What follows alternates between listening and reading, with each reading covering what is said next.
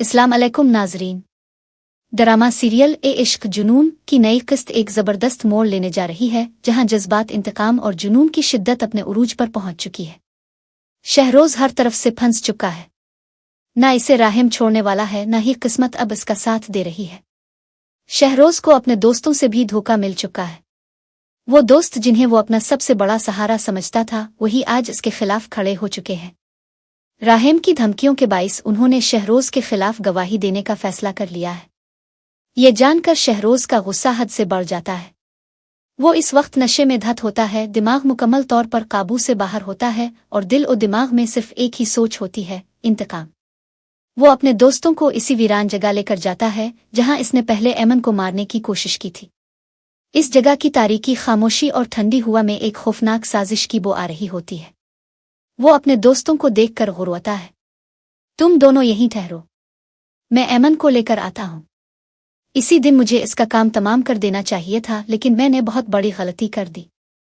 आज वो गलती नहीं दोहराऊंगा। आज वो बचेगी नहीं। शहरोज की आंखें खून उग रही होती हैं, हाथ कपकपा रहे होते हैं और चेहरे पर एक वहशियाना मुस्कुराहट आ जाती है। दोस्त एक दूसरे की तरफ देखते हैं, उनके चेहरों पर खौफ के साए होते हैं, लेकिन शहरोज की दीवानगी के आगे वो कुछ बोलने की हिम्मत नहीं कर पाते। शहरोज पागलों की तरह अपनी गाड़ी की तरफ बढ़ता है और तेजी से गाड़ी दौड़ाते हुए घर पहुंचता है।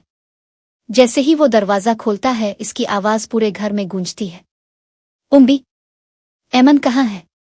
आफिया, जो पहले ही बेटे की हालत देखकर परेशान थी, घबरा जाती है।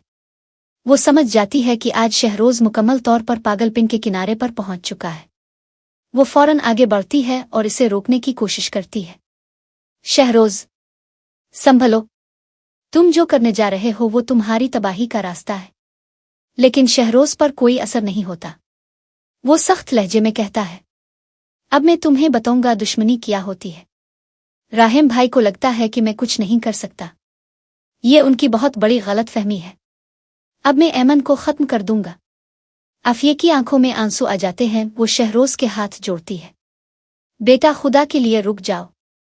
अगर तुमने ऐमन को कुछ किया तो तुम्हारी जिंदगी बर्बाद हो जाएगी। मगर शहरोज पर किसी बात का असर नहीं होता। वो झटके से अपनी मां के हाथ झटक कर सीधा ऐमन के कमरे की तरफ बढ़ता है। वो धाव से दरवाजा खोलता है और जैसे ही वो अंदर दाखिल होता है, ऐमन खौफजदा होकर पीछे हटती है।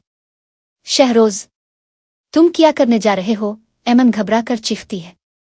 आज तुम्हें तुम्हारी हर बात का जवाब मिल जाएगा। आज तुम्हारी कहानी खत्म। शहरोज आगे बढ़ता है, लेकिन ऐमन भी इतनी कमजोर नहीं होती जितना वो समझ रहा होता है। ऐमन जल्दी से एक कुर्सी पकड़कर शहरोज को पीछे धकेलने की कोशिश करती है, लेकिन शहरोज वहशियों की तरह इस पर हमला करने के लिए आगे बढ़ता है। दोनों के दरमियान खौफनाक लड़ाई शुरू हो जाती है। क्या शहरोज वाकई अपने इरादे में कामयाब हो जाएगा? किस्मत कोई और फैसला कर चुकी है।